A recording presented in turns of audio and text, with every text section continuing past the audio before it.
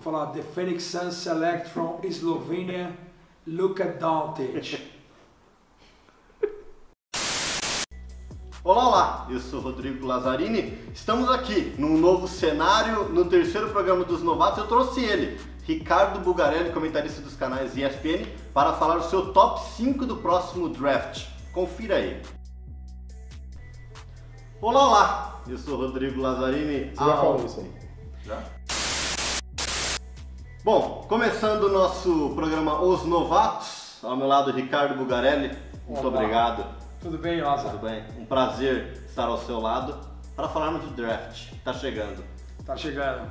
Prazer é meu falar com você, com o Leonardo Sasso, com o Ítalo, com o Felipe Heller, com todo mundo aqui do Live College BR. Tá chegando, né? 21 de junho, transmissão ao vivo dos canais ESPN, mais uma edição do draft em Nova York e a expectativa grande, porque temos grandes nomes envolvidos para essa próxima seleção.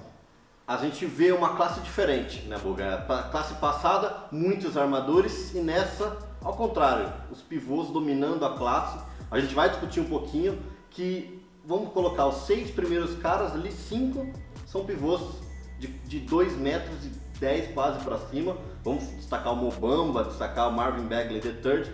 Para começarmos, eu queria que você falasse onde ou quando, se você já viu aquela envergadura de Mo Bamba, né, no Combine. A gente já destacou muito, 2,41 metros de envergadura, é absurdo. É absurdo, né? Um cara que tem um potencial incrível, um cara que fez uma grande temporada na Universidade do Texas.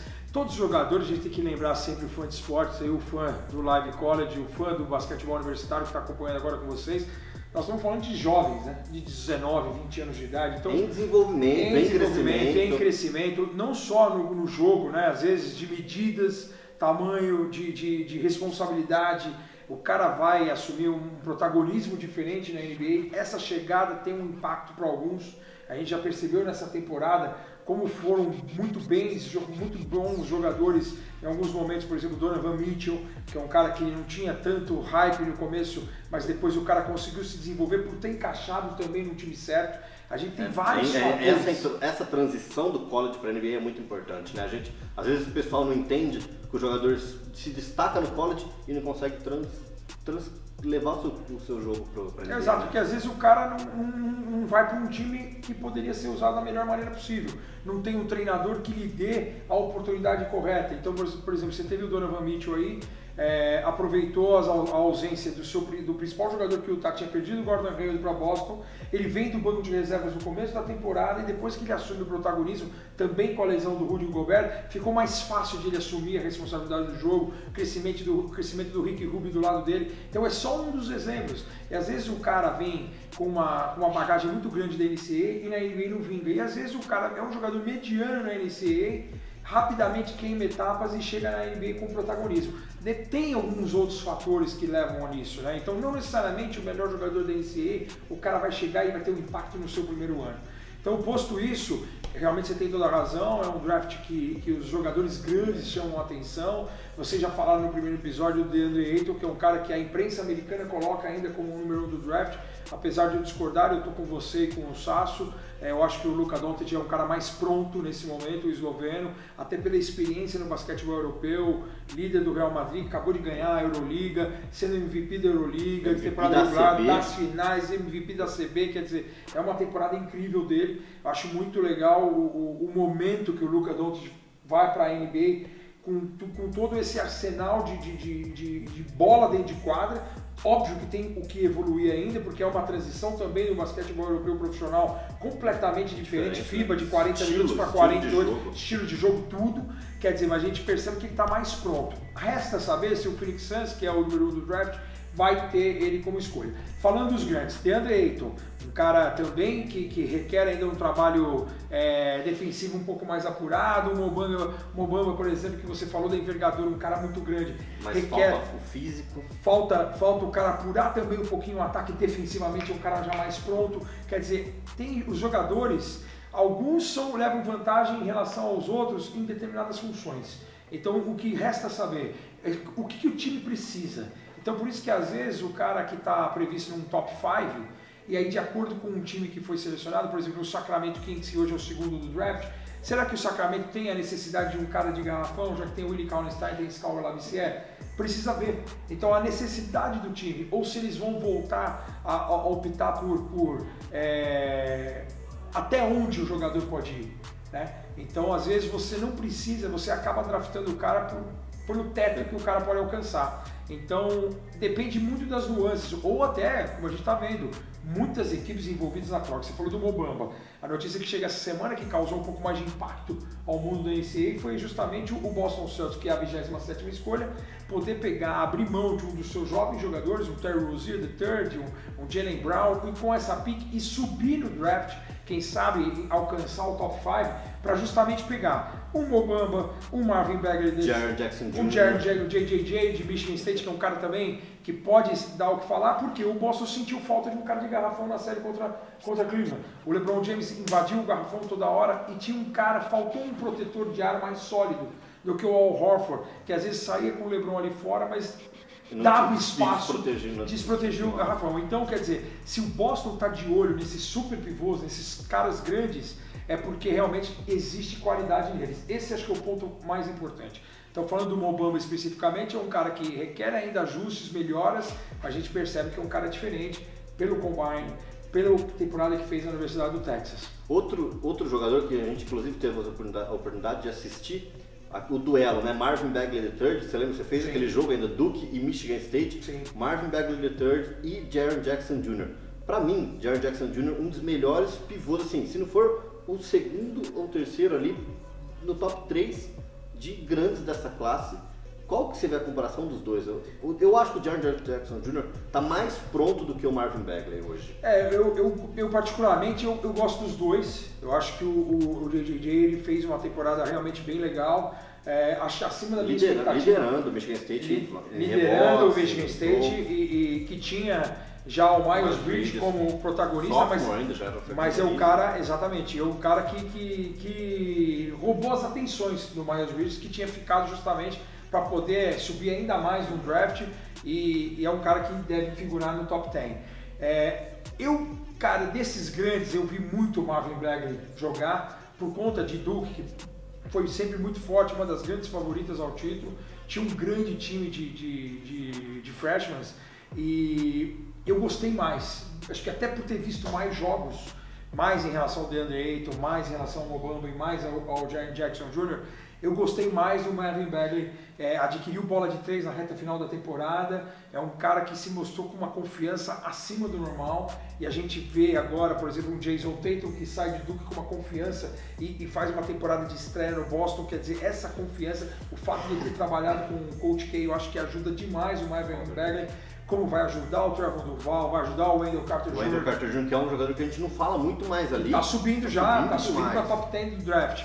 Então, quer dizer, eu acho que a confiança do Marvin Bagley é o que me chamou mais atenção no jogo dele. É um cara, não que necessariamente ele esteja mais pronto que o Jaren Jackson Jr., mas é um cara que, assim, eu tenderia a colocar no top 3 do draft pela sua confiança, pela qualidade individual do seu jogo, pelo aonde ele pode chegar. Eu acho que é um cara que tem muito a aprender, mas é um cara que já me pareceu estar mais pronto, com mais responsabilidade pela frente adquirida, de encarar. A responsabilidade lhe foi dada e em vários momentos ele correspondeu. Isso que eu acho que foi importante. E nós estamos falando de caras jovens, de novo, a gente bate na tecla.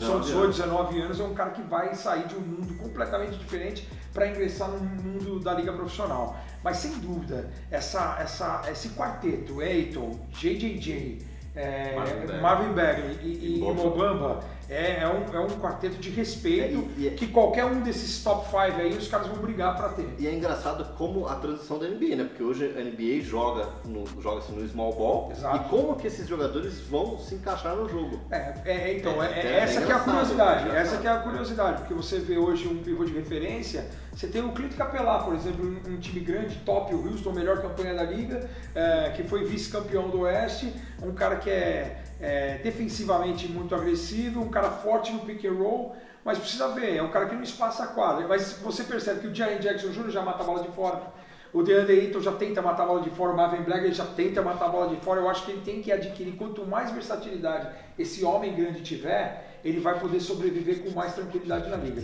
Precisa ver se esses caras vão ter essa bola toda, essa minutagem, vai depender sempre para onde? O destino, a necessidade, se o time vai chegar e vai dar realmente a titularidade para ele, por exemplo, de cara, como o Jason Tatum, por conta das lesões, acabou tendo, como o Donovan Mitchell, forçadamente acabou tendo durante os primeiros 15, 20 jogos, não foi titular, mas depois ele virou titular. Então, às vezes, depende muito do time em que o cara vai ser encaixado.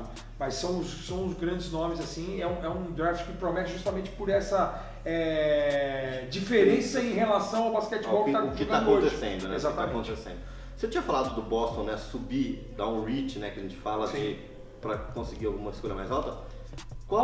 A gente falou muito, né, de Trae Young durante a temporada, liderou a NCAA em pontos, assistências. Qual o melhor fit hoje você vê?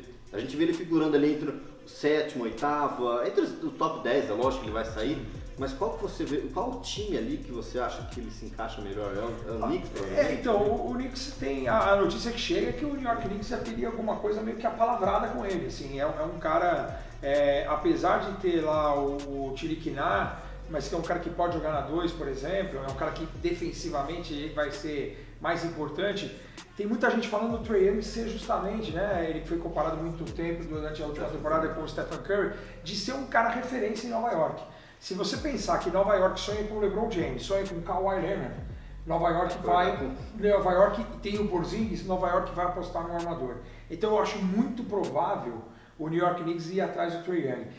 Particularmente, já respondendo uma pergunta que a gente estava falando em off aqui, eu acho que o grande estilo desses primeiros 10, 15, na loteria, digamos assim, é o Mikal Bridges de Vila Nova. Eu acho que é um cara versátil demais, é um dos caras mais complexos, adorei ver o cara jogar dos dois lados da quadra, é um cara que tem chute de fora, é um cara que tem agressividade à cesta, é um cara que tem medidas longas. Se desenvolveu muito durante o college, né? A gente lembra que ele é um junior, então ele ficou ali e adquiriu, né?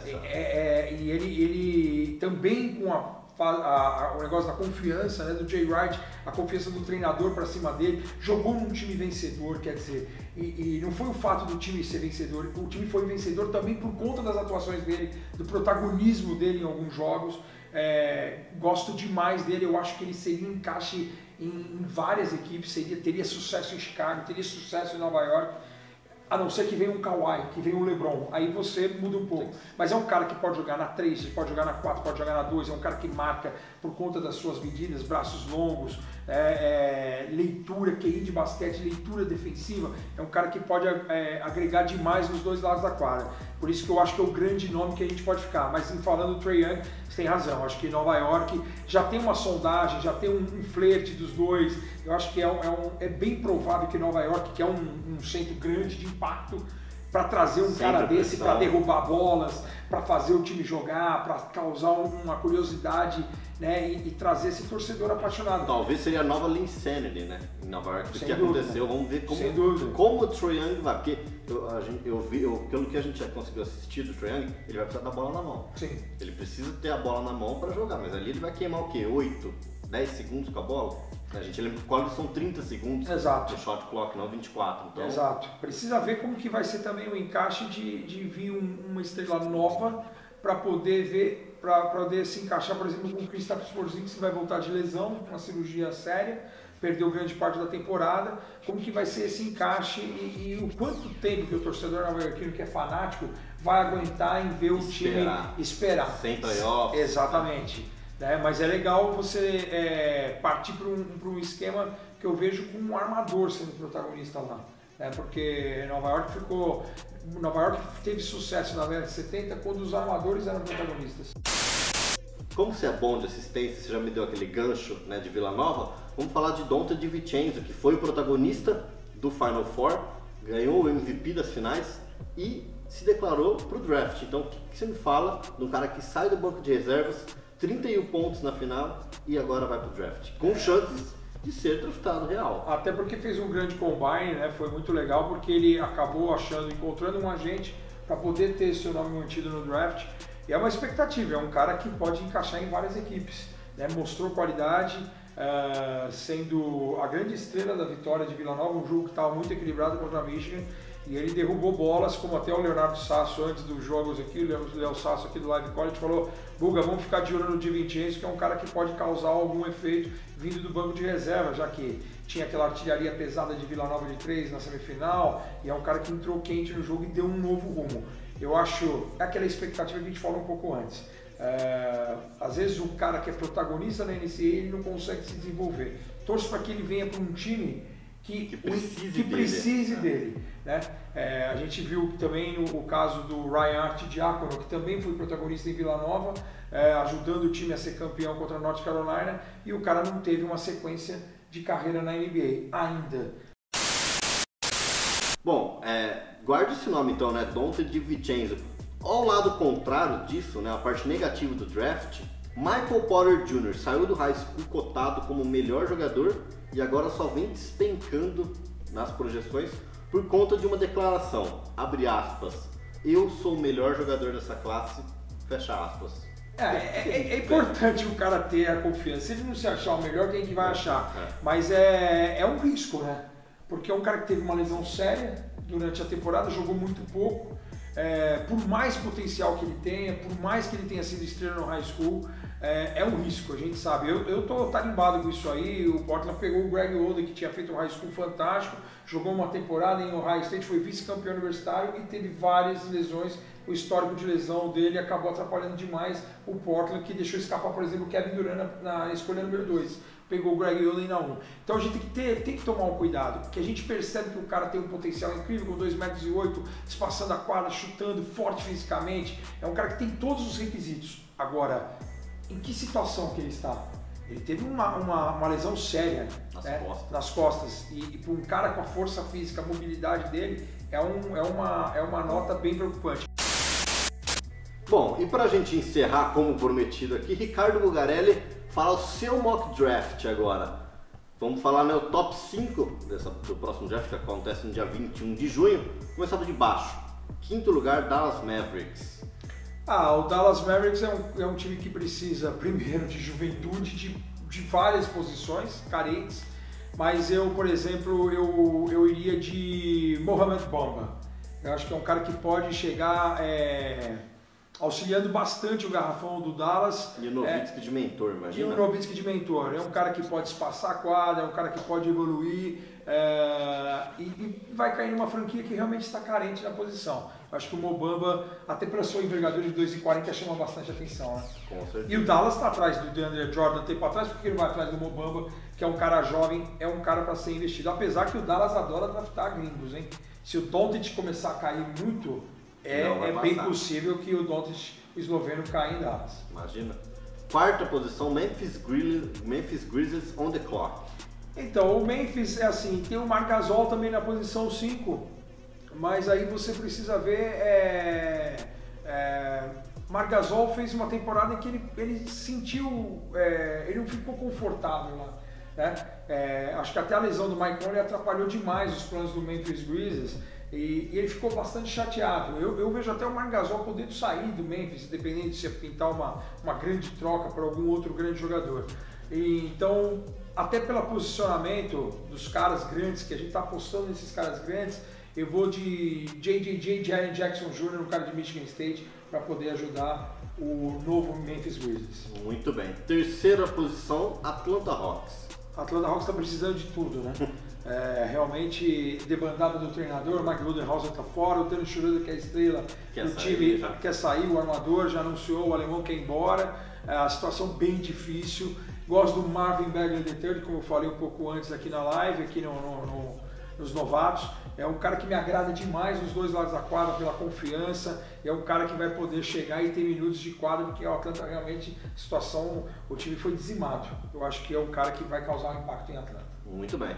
Segunda posição, Sacramento Kings. Sacramento Kings eu vou não pela necessidade, né? Como eu falei, Sacramento precisa de um cara grande? Eu acho que não precisa de um cara grande.